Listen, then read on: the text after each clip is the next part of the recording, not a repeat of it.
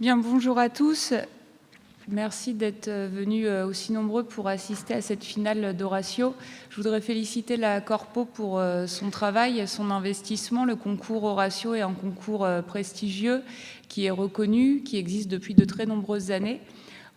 Cette année, une des volontés des organisateurs était d'ouvrir le concours au-delà de la faculté droit, économie, gestion à l'ensemble des étudiants de l'université. Je pense que le pari a été réussi au regard des inscriptions et au regard de la couleur de ces finales, puisque pour la petite finale, nous avons le plaisir, pour la première fois, d'avoir 2 étudiants de médecine. Donc j'en suis sincèrement ravie. Peut-être l'année prochaine seront-ils même à la grande finale. Mais voilà, je suis vraiment ravie de cette ouverture du concours. Et en principe, la finale se tient au Palais de Justice. Je remercie également la ville de Rouen d'accueillir la finale. C'est aussi le symbole de l'ouverture au-delà du monde juridique. Donc, je laisse sans plus attendre la parole au jouteur. La violence commence-t-elle là où la parole s'arrête ? Monsieur Alexandre Bouet-Raguet, vous avez la parole. Nous vous écoutons pour votre plaidoirie, monsieur. Madame le Président, Mesdames, Messieurs les membres du jury, cher public, la violence commence-t-elle là où la parole s'arrête ? Permettez-moi tout d'abord de signifier l'honneur que j'ai à être aujourd'hui ici. Et ce sujet est pour moi très intéressant.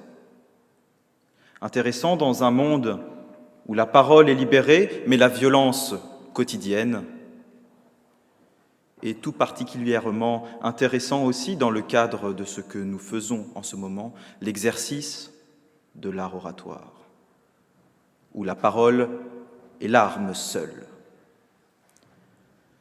Alors, pour vous montrer que la violence commence lorsque la parole s'arrête, eh bien, je vous parlerai d'abord de parole, de violence. Ensuite, je vous montrerai ce qu'est le silence. Et enfin, je me permettrai de parler de la liberté d'expression. La parole d'abord. La parole, c'est l'art de convaincre par la rhétorique, mais c'est aussi l'art de persuader par le ton. La parole, c'est ce avec quoi on conquiert, ce avec quoi on retient, ce avec quoi on possède l'autre. Alors, à quoi sert la parole ? La parole sert à entretenir des rapports nécessaires avec l'autre. L'autre, cet ennemi qui est omniprésent autour de nous. Il faut pouvoir construire avec l'autre dans une société. La parole, pour cela, véhicule une idée avec les mots qu'elle utilise. Mais la parole, surtout, véhicule une émotion avec le ton qu'elle utilise. Ainsi, avec toutes ces armes, je parle. Et c'est ce que je fais en ce moment. C'est l'exercice que je tiens devant vous. J'essaye de vous rallier à ma cause afin de faire naître en vous un débat, de faire pousser des idées. Vous serez peut-être d'accord, peut-être pas d'accord, mais l'important est que votre pensée fleurira. L'amour, la conviction naissent avec la parole. Et j'aimerais pour cela vous rappeler cette déesse grecque, Pétho. Pétho, la déesse de la persuasion, qui était, je vous le rappelle, dans le cortège d'Aphrodite, la déesse de l'amour. La parole est un don d'amour. Et c'est ici, sur ce premier point, que je veux vous signifier la différence avec la violence. La violence relève des pulsions. Ça n'est en rien un acte réfléchi. La violence est spontanée. Elle n'est en rien le fruit d'une pensée. Et si l'on parle un petit peu médecine ici, On se référerait alors à cette théorie du cerveau triunique, ce cerveau un peu chou-fleur qui, avec l'évolution, grandit. Il y a fort longtemps, il n'y avait que la racine, le cerveau reptilien. Puis vint le cerveau limbique, le cerveau des émotions, mais à ce moment-là, la pensée n'était pas encore incluse dedans. Et c'est ce cerveau-là qui est utilisé dans la violence. On ne pense pas, on agit, on a des pulsions, on lève la main sans aucune arrière-pensée. Ensuite vint le cerveau, le nouveau cerveau, le cerveau de notre cortex, qui nous permet de penser et ainsi calmer ces émotions. Or, si je dis là que la violence n'est pas le fruit de la pensée, c'est bien différent de la parole, puisque la parole, c'est la racine de la pensée. La pensée n'est rien si je ne l'exprime pas. Quand je parle, je crée ma pensée. La pensée naît de cette action de parler. Ou alors la pensée ne serait qu'une intuition aléatoire. Elle ne devient claire que lorsque l'on pèse nos mots. Je pense, et je permets à l'autre de penser par ma parole. Elle n'est jamais un soliloque, mais toujours un dialogue. Et c'est d'ailleurs ce que je fais ici. Vous, peut-être ne le voyez pas, mais je dialogue avec vous parce que, par exemple, madame, j'observe le mouvement frémissant de vos yeux, ce qui m'indique bien évidemment que vous me suivez. Ainsi, lorsque la parole s'arrête, la pensée se meurt. Et l'espace où la violence peut s'engouffrer jaillit. L'espace disponible aux pulsions, la violence qui n'est pas contrôlée. Je vous donnerai 3 exemples pour cela. Le premier, il vous est peut-être familier, c'est l'adultère. Lorsque vous rentrez chez vous le soir et que votre femme ou votre mari vous dit « Mais où étais-tu hier soir ? Tu es rentré bien tard !» Alors, vous vous souveniez que vous étiez entourés pour vous, mesdames, sur un lit d'Apollon d'un côté, de Butor de l'autre, et pour vous, mesdames, pour vous, messieurs, d'Aphrodite d'un côté et de Clitorine de l'autre. Les prénoms sont bien choisis. Ainsi, vous mentez, et par votre parole, vous résistez à la violence certaine qui surviendra lorsque votre femme ou votre mari apprendra la vérité. Le deuxième exemple, et je le crierai, « Sus à l'ennemi !» Nous voyons dans ces films, nous voyons dans ces guerres ce cri qui est une expression de la parole. Et lorsque ce cri s'arrête, alors la bataille commence, la bataille fait rage. La violence commence lorsque la parole s'arrête. Et entendez bien que j'appelle sus S-U-S et non pas S-U-S-E, où ce ne serait alors pas un acte de violence, mais bien plus de douceur délicate. Enfin, ce concours d'éloquence. Je vous rappelle, et vous êtes peut-être pour la plupart d'entre vous venus pour cela, le buffet. Le buffet qui se trouve dans la salle à côté. Quand la parole cessera, quand l'on aura arrêté notre joute oratoire, alors, dans une violence extrême, nous écarterons les autres pour pouvoir nous sustenter. La parole s'arrête, la violence jaillit. Maintenant, j'aimerais vous parler du silence. Le silence, c'est lorsque la parole se meurt. C'est une hypocrisie. C'est le masque courtois de l'indifférence, je ne réponds pas, ou même de l'insignifiance. Et c'est rarement, hélas, un signe de profondeur. Le silence, c'est une désastreuse et mortifère vacuité. Je hais les silencieux et je vous demande de faire pareil. Le silence, c'est l'espace où se forge la violence, où s'engouffrent nos pulsions. Il permet aux émotions, à notre ressentiment, de prendre le pas sur la pensée. Il nous a servi en cela qu'il montre notre acceptation du discours de l'autre. Qui ne dit mot consent. Et pour vous donner ici encore un exemple, c'est ce que dans un hôpital, puisque c'est un lieu pour moi familier, ce que disent les chefs médecins lorsque on les voit sortir d'une chambre avec une ou un jeune interne. Qui ne dit mot consent. Rassurez-vous, je ne fais pas, du moins pas encore, partie de cela. Mais dans une mesure plus grave encore, parlons des victimes de viol. Le suspect ne dit-il pas qu'elle n'avait rien dit ou qu'il n'avait rien dit, qui ne dit mot consent? Et alors, dans ce silence, ce consentement n'est-il pas fruit d'une violence extrême? Le suspect en lui-même, qui garde le silence, n'a-t-il pas une violence à se reprocher? Lorsque par silence, la parole n'est plus, la violence jaillit.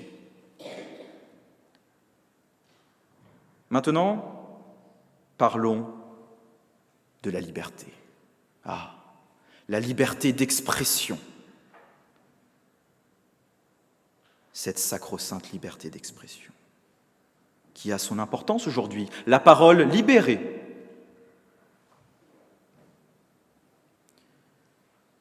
On devrait, avec la liberté d'expression, pouvoir tout dire ce que l'on tient pour juste.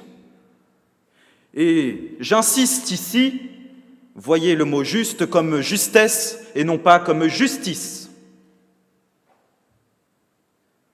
C'est la justesse d'être en accord avec soi-même, en accord avec sa pensée, en accord avec son opinion. C'est la justice d'être en accord avec la morale commune. S'il n'y avait pas de liberté d'expression, si l'on se tait, il n'y a alors pas de dialogue? Qui pour nous ouvrir à une autre pensée, si l'on ne peut même pas exprimer cette dernière? Qui pour nous ouvrir à un autre raisonnement que le nôtre?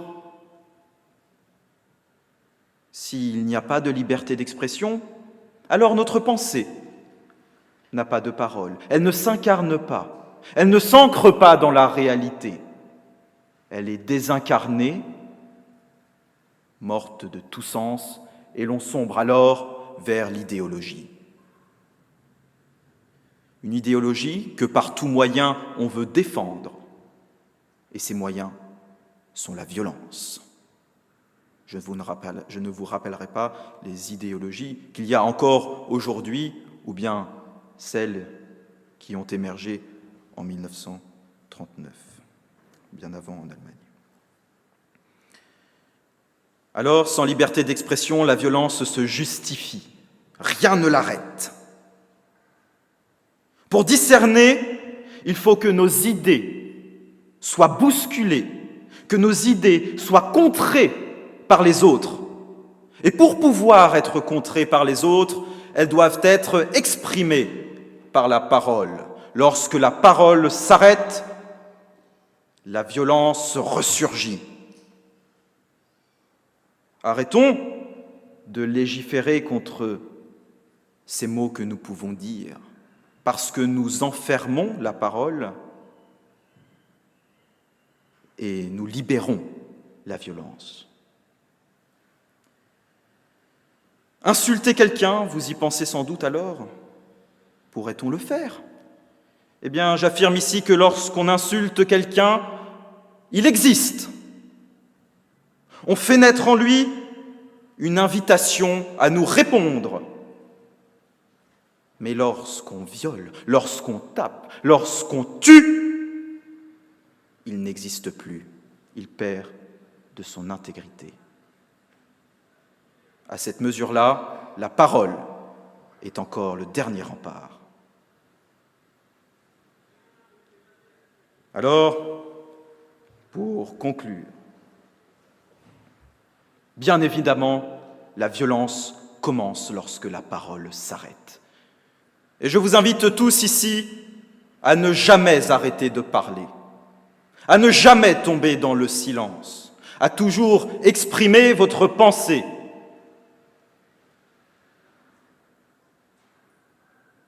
Et sur ces quelques mots de François de Sales, je terminerai. Utilisez votre parole. N'ayez aucun doute que lorsque vous aurez besoin des mots, un petit serviteur dans votre tête vous dira « Voici les mots, voici les branches, voici les fleurs, elles sont pour vous. » Je vous remercie.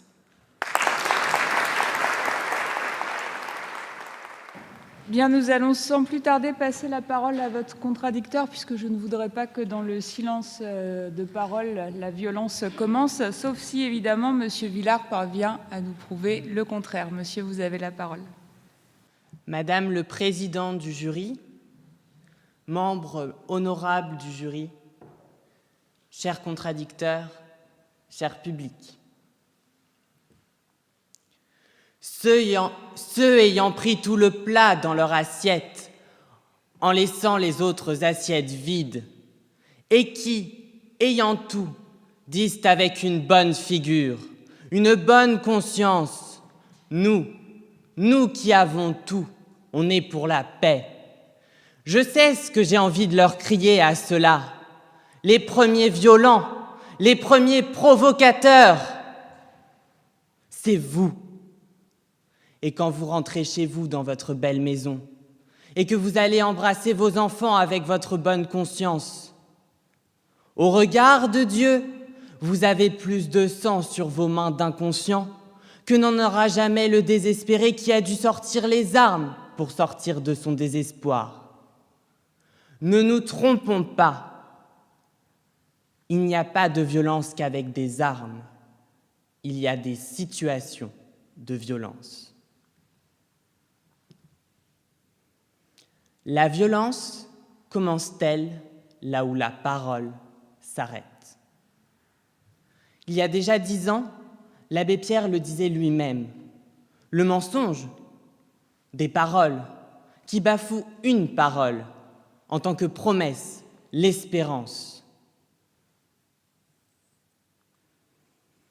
Aujourd'hui, mesdames et messieurs, je vais vous montrer que non, la violence ne commence pas là où la parole s'arrête. Tout d'abord, revenons donc à l'origine de notre sujet. La violence commence là où la parole s'arrête, est avant tout une affirmation qui a été prononcée par un homme honorable. Cet homme, au projet louable qui est de réconcilier les hommes de la planète, les différentes religions, s'appelle Marc Alter. Mais j'aimerais vous apporter quelques précisions à son propos. Tout d'abord, son prénom, Marek. Marek vient du grec martikos, ce qui signifie voué au dieu Mars. Mars, le dieu de la guerre, le plus violent des dieux de l'Olympe. Parlons également de ses fréquentations, qui sont tout à fait honorables.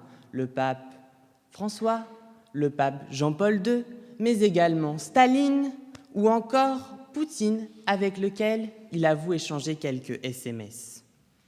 Enfin, parlons de ses prédictions. En 2017, en effet, il a annoncé la fin du conflit israélo-palestinien. Il n'en est rien. C'est pourquoi j'aimerais donc restituer les propos de notre sujet dans son contexte. Ainsi, la Madame Irma de la cité de Babel, alias Marek, a annoncé, je cite, « La violence commence là où finit la parole. Tant que les gens se parlent, ils ne se tuent pas. C'est un principe. Même quand ils s'insultent, ce n'est pas grave. Vous pouvez insulter quelqu'un, il existe. Quand vous sortez votre kalachnikov, vous le faites disparaître, il cesse d'exister. » De cette citation, découle le plan de mon argumentation.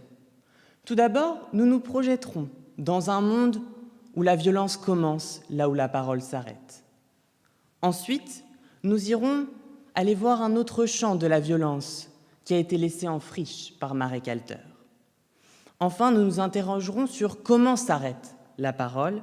Et enfin, nous remonterons jusqu'aux racines de la violence en évoquant un fait d'histoire. Alors, mesdames et messieurs, je vous propose de fermer les yeux quelques instants et de vous imaginer dans un monde où la violence commence, là où la parole s'arrête. Je vois quelque chose de noir. Le monde est noir.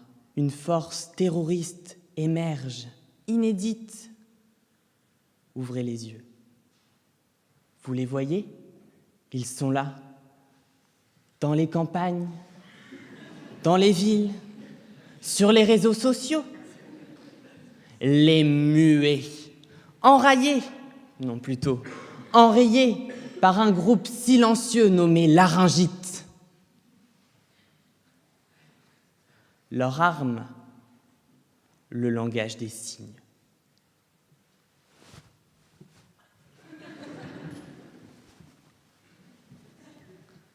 Ne trouvez-vous pas cela ridicule? En tout cas, moi oui. Et aujourd'hui, si je devais tenir ce genre de propos, bon nombre d'associations se seraient révoltées avec violence, auraient dénoncé mes propos, comme Muets sans frontières ou le syndicat des professeurs en extinction de voix, l'université.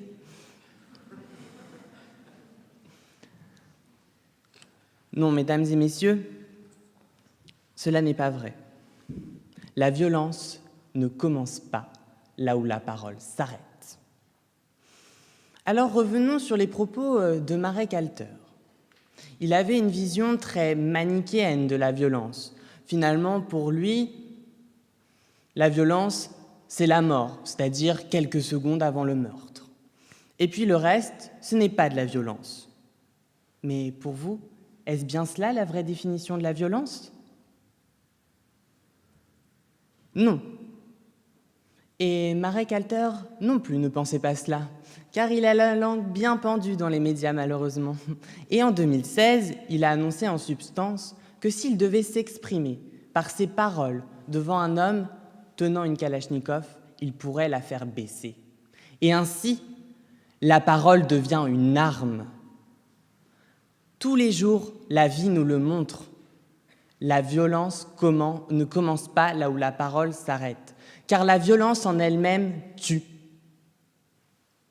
Je vous parle ici des injures, des insultes, des dénigrements, des cris, des hurlements. Ce sont des mots, M-A-U-X, les bleus de l'âme, souvent trop ignorés, si peu cités. Et puisque je suis un étudiant en médecine, j'aimerais vous annoncer que cette violence subie est un facteur de risque de cancer. Mais pour ceux qui feraient la sourde oreille, j'aimerais vous apporter quelques chiffres. Aujourd'hui encore, 700 000 élèves de notre système scolaire sont harcelés par les mots. 30% de la société active a déjà subi du harcèlement moral au travail. 1 jour sur 3, 1 jour sur 13, une femme, un homme meurt sous les coups de son conjoint. Mais cela n'a pas commencé par les coups, par la violence physique, mais bien par une emprise psychologique. Et ne vous détrompez pas, la violence, la parole était bien là durant cet acte de violence. Ce sont les cris. Cela est de même pour le viol. Maintenant donc, intéressons-nous à comment s'arrête la parole. Et je vais vous parler de mon expérience, c'est-à-dire de la relation soignant-soigné. La communication y tient une place particulièrement importante. Dans l'exemple que je vais vous prendre, nous prendrons donc la violence comme la rupture des soins, qui est concomitante à l'arrêt de la parole.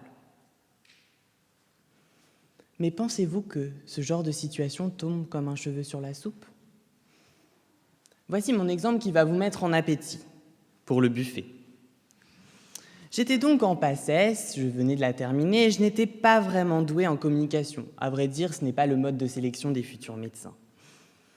Je devais donc annoncer le diagnostic de Gall, qui, vous ne le savez peut-être pas, n'est pas dû forcément à un problème d'hygiène. Sauf que le patient, lui, avant d'entrer dans la salle, avait sa propre représentation de la maladie. Pour lui, la Gall, c'était pour les sales. Et après vient le temps de la consultation. La consultation, finalement, c'est la confrontation de deux paroles dans une relation normalement complémentaire. Et donc là, je me lance, j'abandonne le diagnostic, je lui dis qu'il est atteint de la Gall, et celui-ci rétorque violemment « Mais bon Dieu, je ne suis pas sale !»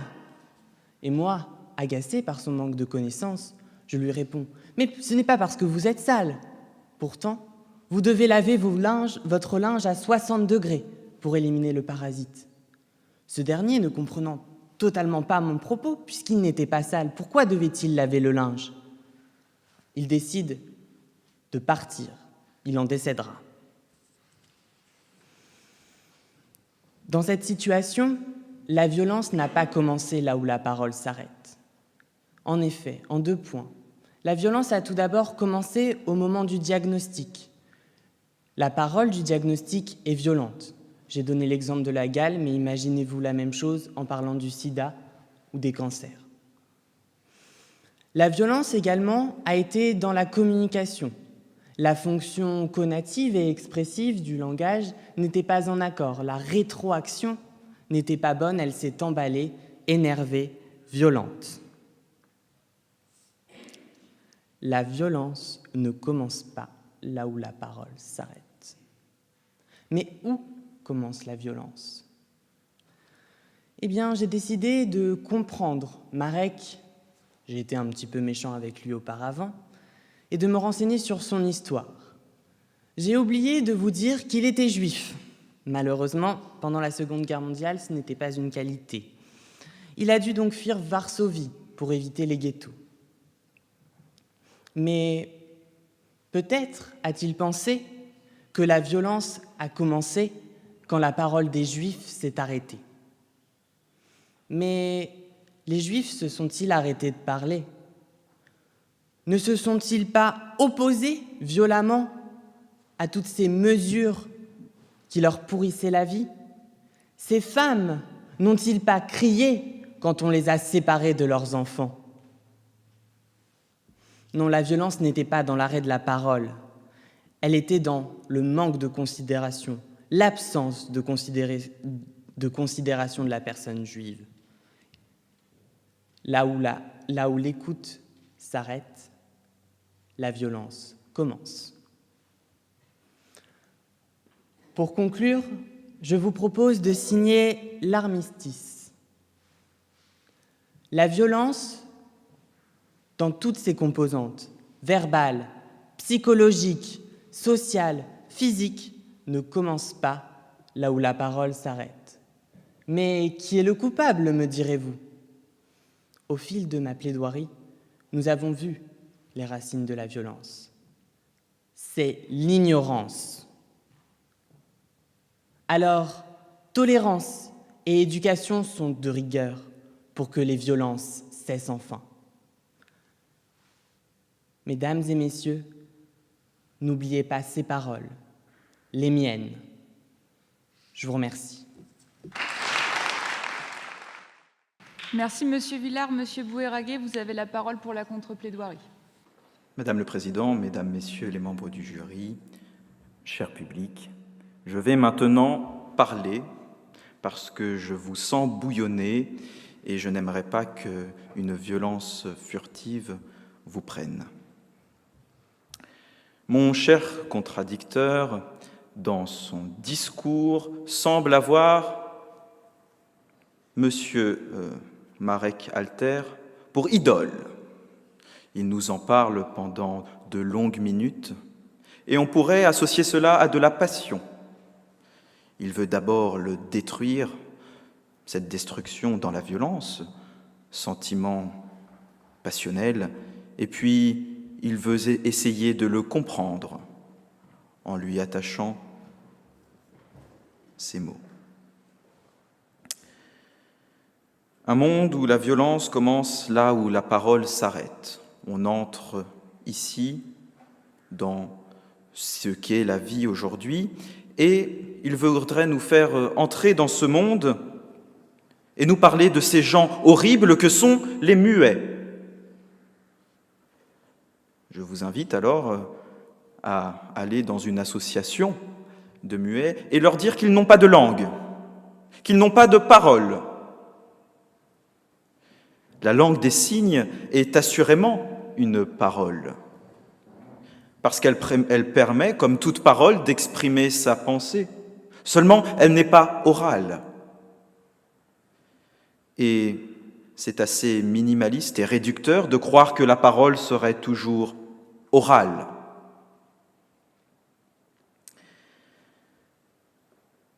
Vous nous dites ensuite, mon cher contradicteur, que la parole devient une arme de violence.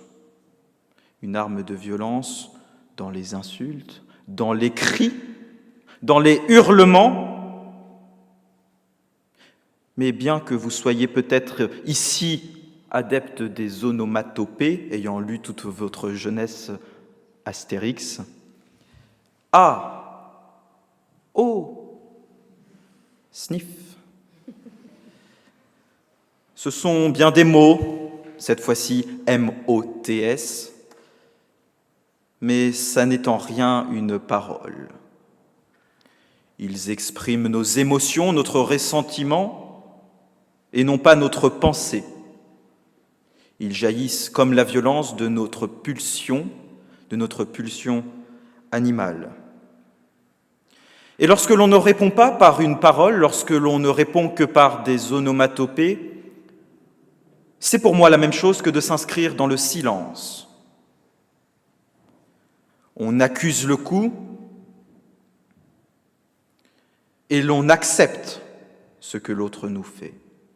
Alors oui, certes, il est bien difficile de répondre lorsque l'on a une violence sur nous, mais c'est le devoir de l'éducation, c'est le devoir de notre société que de nous apprendre les mots, c'est le devoir de notre société que de nous faire lire des livres, afin que nous ayons une parole libérée et que nous n'ayons pas peur d'exprimer notre pensée.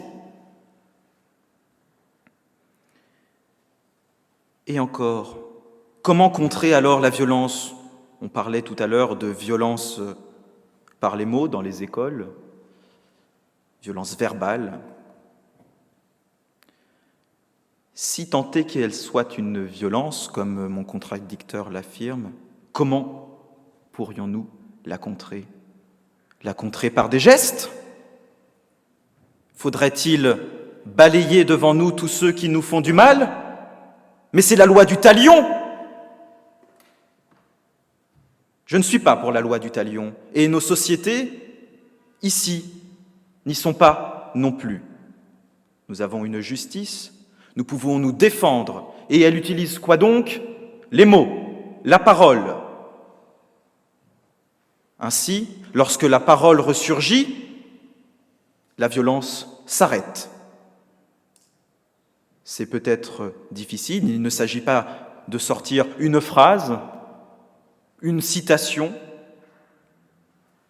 et non pas celle de M. Alter, par ailleurs, mais c'est un travail que de développer un discours, développer des arguments pour convaincre, pour persuader, et seule la parole peut le faire. Un patient qui répond violemment est un terme que je n'aime pas. Et vous ne l'aimez pas non plus, je le vois dans tous vos yeux. Il ne faut pas confondre un patient violent avec un patient en colère. La colère est à différencier de la violence. La colère, je peux le faire maintenant, je peux devenir tout rouge, devenir en colère, mais j'use toujours de la parole. La violence, elle, peut être calme.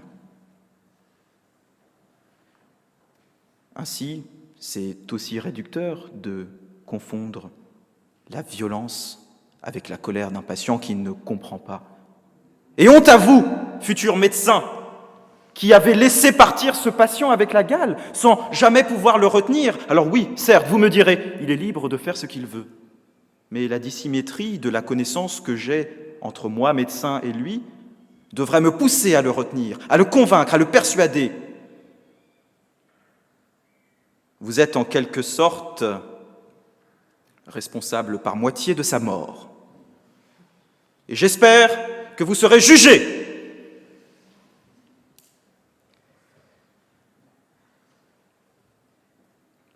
Lorsque l'écoute s'arrête, la violence commence. C'est ce que mon contradicteur a affirmé. Et je le redis ici, l'écoute fait partie de la parole.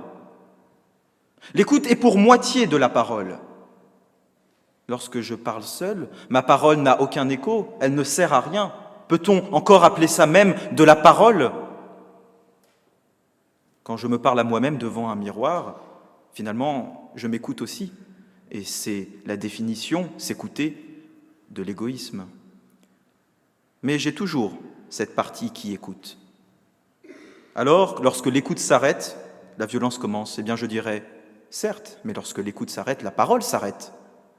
Et lorsque la parole s'arrête, la violence commence. Je vous remercie. Monsieur Villard, vous avez la parole pour la contre-plaidoirie. J'aimerais tout d'abord résumer le tout début de la plaidoirie de mon contradicteur avec une chanson qui me plaît particulièrement. Elle provient de Dalida. Les paroles, les paroles, les paroles.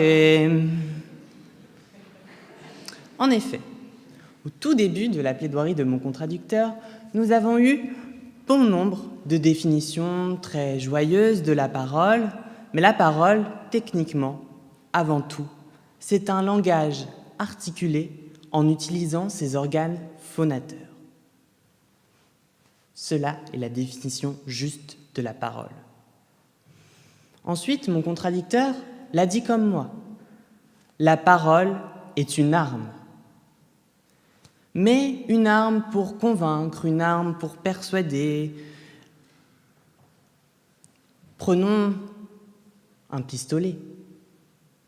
Il persuade. Pour autant, il est violent. Ainsi, la parole est vraiment une arme, comme une arme physique. Il ne faut pas le négliger. Et ainsi, cette arme qu'est la parole peut être tout aussi violente. Je ne vais pas rappeler les chiffres que j'ai précédemment énoncés. Également, mon contradicteur a parlé de l'autre comme étant un ennemi. Comment peut-on parler sans violence à quelqu'un qu'on considère comme étant son ennemi ? Mon cher contradicteur n'est pas un ennemi, mais un ami. Nous avons ensemble le même objectif, être les plus éloquents.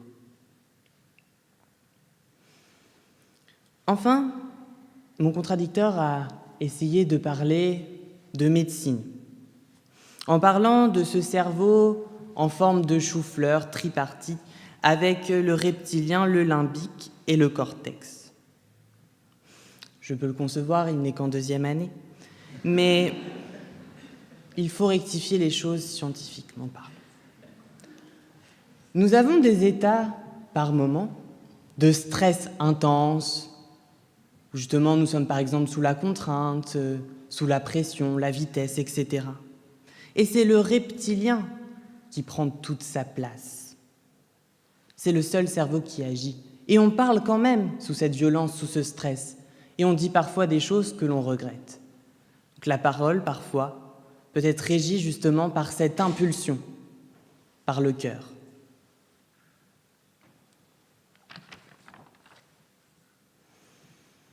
Alors aussi, mon contradicteur a parlé de la parole comme étant un dialogue. Si l'on considère la parole comme étant un dialogue, j'aimerais citer l'axiome numéro 1 de la communication de Paul Watzlawick dans l'école de Palo Alto. On ne peut pas ne pas communiquer.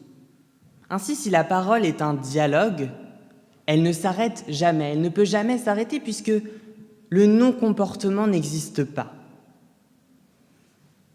De ce fait, la violence est obligée de se faire dans la parole, puisque la parole ne s'arrête jamais. Mon contradicteur a également parlé des guerres, comme exprimant une violence physique où il n'y a pas la place à la parole. Mais finalement, est-ce que ces soldats qui sont violents face à d'autres soldats, ne serait-ce pas plutôt des machines? Ils sont déshumanisés. Et ce sont les paroles de leurs chefs, avec leurs ordres, qui sont violents. Et ainsi, la parole est toujours violente. Mon contradicteur, dans sa deuxième partie, a parlé du silence. J'aimerais vous donner un proverbe que je connais depuis ma tendre enfance. La parole est d'argent, mais le silence est d'or. Il vaut mieux parfois un silence qu'une parole qui blesse ou qui est violente. Dans cette partie, mon contradicteur a également parlé de ces victimes de viol, finalement, qui sont dans le silence et qui consentent car elles sont silencieuses. Je pense qu'en 2019, il n'est plus acceptable d'entendre dire que ces personnes sont silencieuses. Ne croyez-vous pas que ces femmes, que ces hommes, que ces enfants n'ont pas essayé de s'exprimer, soit dans toute leur douleur, par leurs cris, leurs hurlements, ou parfois après, pour se plaindre, elles n'ont juste pas trouvé d'écoute. Et c'est là où est la violence. Enfin, parlons de la dernière partie de mon contradicteur. La question de la liberté d'expression. Mon contradicteur a même dit la sacre-sainte liberté d'expression. Et je pense qu'ici, on peut y voir un écueil. Nous ne réfléchissons pas assez sur cette liberté d'expression. Nous la pensons merveilleuse, parfaite, et parfois, il y a des écueils. Par exemple, la liberté d'expression sur les réseaux sociaux en tout anonymat est-elle parfois bonne quand cela amène au suicide de certaines personnes? Et dans cette partie également, nous avons parlé des insultes qui invitent l'autre à répondre. N'est-ce pas là une incitation à la haine, à surenchérir par insulte et insulte? Et enfin, comment peut-on répondre à des insultes? Comment peut-on dire que les insultes, ce n'est pas grave puisque ça ne cause pas la mort? Connaissez-vous la mort sociale?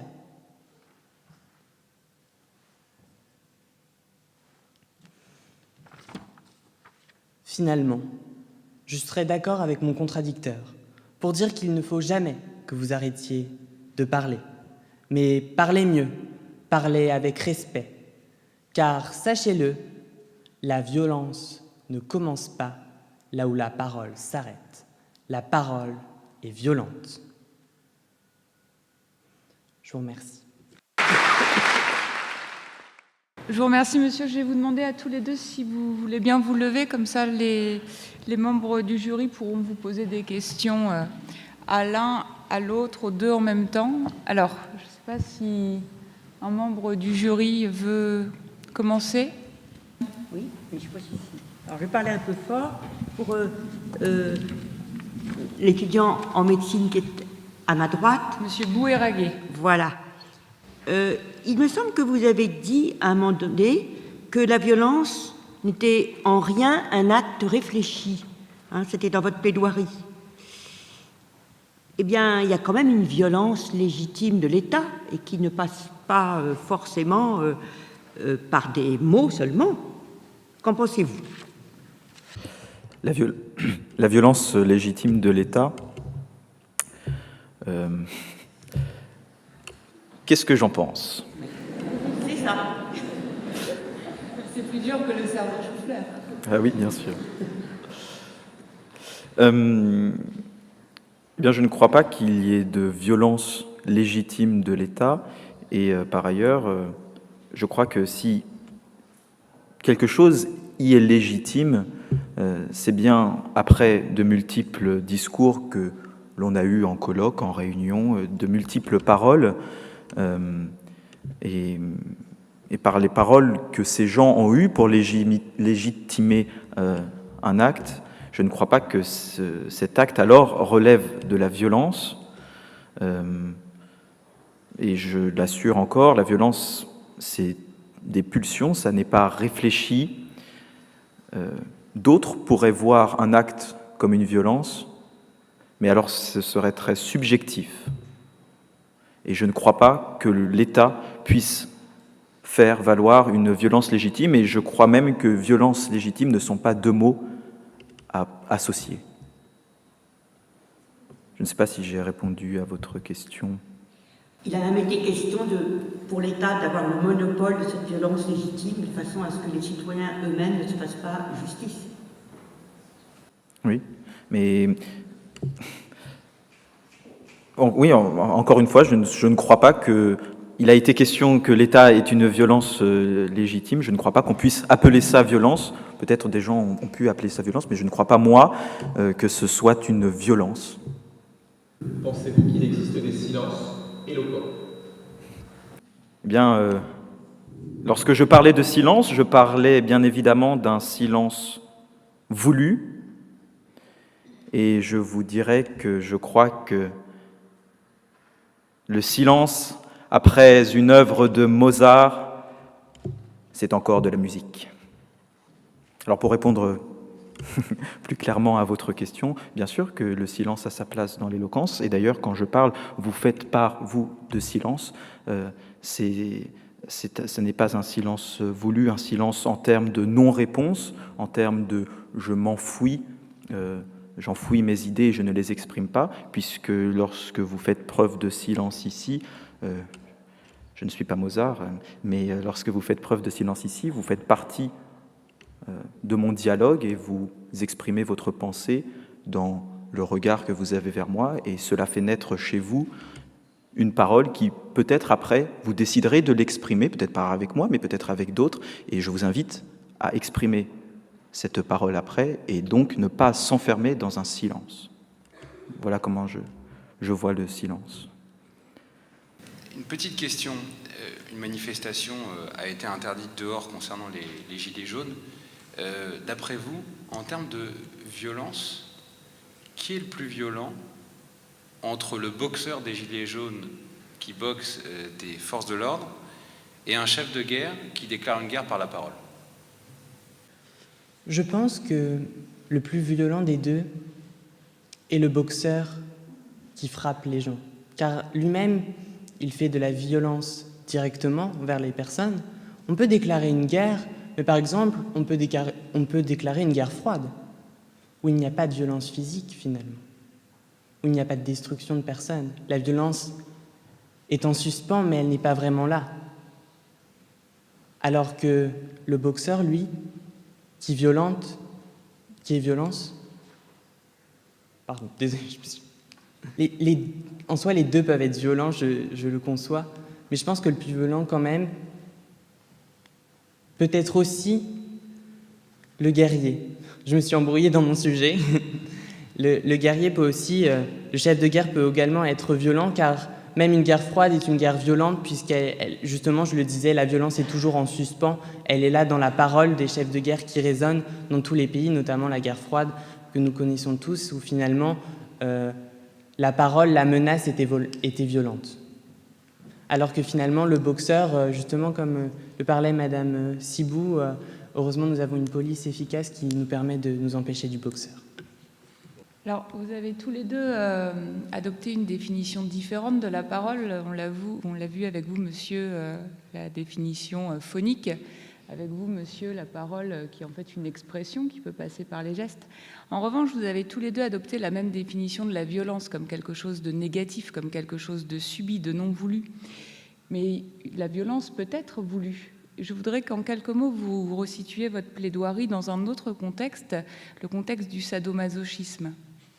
Le sadomasochisme, en effet, il y a une violence dans la parole.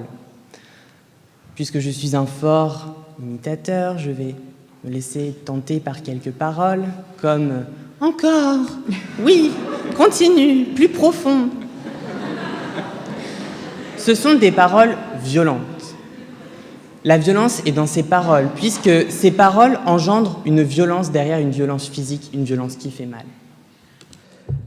J'aimerais vous signifier que nous sommes bien évidemment nous deux en médecine, et donc nous avons, vous vous doutez peut-être bien, quelques goûts pour le sadomasochisme. Et d'ailleurs, je vous invite, il y a une très célèbre soirée, la soirée sadomasochiste, en début de 2e année, où avec nos parrains marraines, fouet à la main, nous exécutons tous leurs ordres. Et je dois vous dire que c'est pour nous un plaisir. Nous allons là-bas par plaisir, et je ne peux pas associer plaisir et violence. Ce serait peut-être une violence perçue dans les gestes, mais parce que nous y consentons, elle n'est pas violence. Et j'ajouterais que si nous éprouvons du plaisir, alors du plaisir à fouetter ou du plaisir à être soumis, c'est que nous acceptons cela sur nous et nous rendons à l'autre une importance, nous considérons l'autre, tandis que lorsqu'il y a réelle violence, nous ne considérons pas l'autre comme un ami, nous considérons l'autre comme un ennemi qui nous fait du mal, et le mal est subjectif, le mal c'est avant tout parce que l'on ressent la douleur qu'on n'accepte pas. Dans le sadomasochisme, c'est une douleur qu'on accepte. Ça nous fait quelques jets d'adrénaline qui nous poussent à continuer. Et je vous invite tous à essayer, c'est un réel plaisir. Bon, vous savez que la Cour européenne des droits de l'homme considère que c'est une violence envers soi-même, car une atteinte à sa propre dignité, le sadomasochisme. Donc vous nous invitez à porter atteinte à notre propre dignité, monsieur ? Je vous invite à être libre avec vous-même.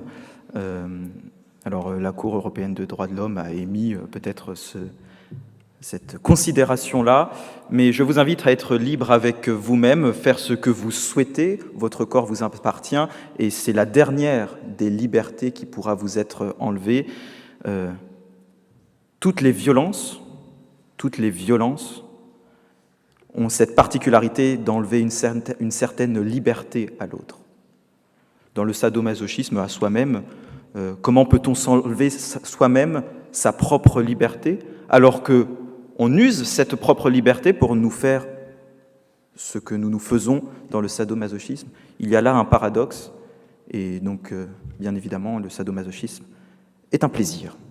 Vous dites que la violence ne peut venir que d'un ennemi.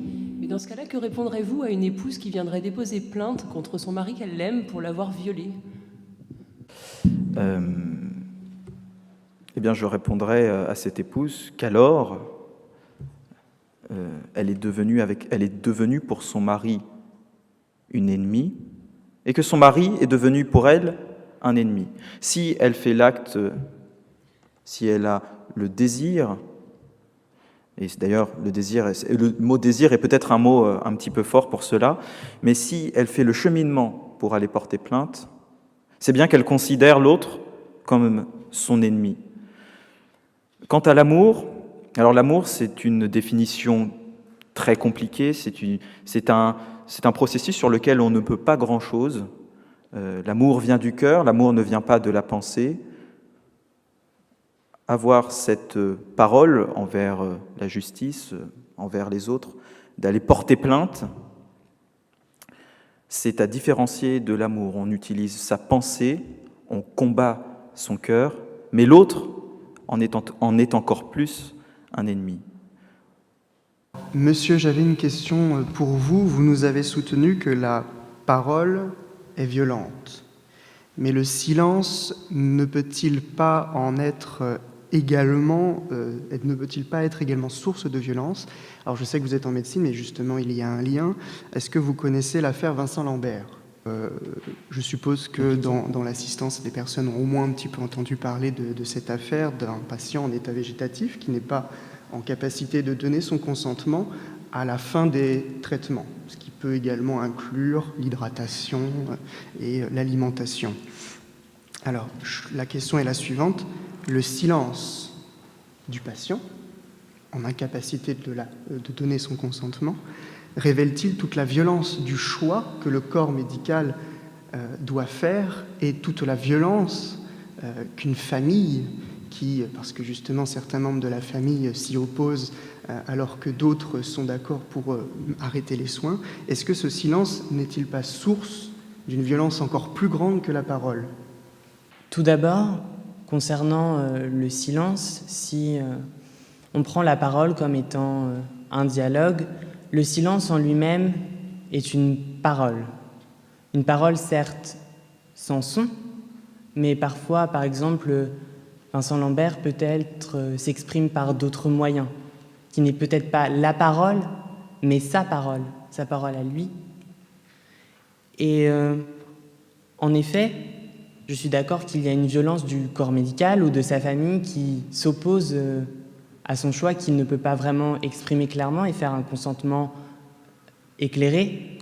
Et justement, je pense que la violence n'est pas là-dedans. La violence est dans le fait que cette personne ne puisse pas s'exprimer elle-même, que la violence est dans sa parole qu'il ne peut pas dire. Et finalement, en fait, la violence, on ne peut pas la résoudre car la violence est très physiologique, plutôt même pathologique. La violence réside dans un fait qu'on ne peut pas maîtriser, une maladie qu'on ne peut pas résoudre.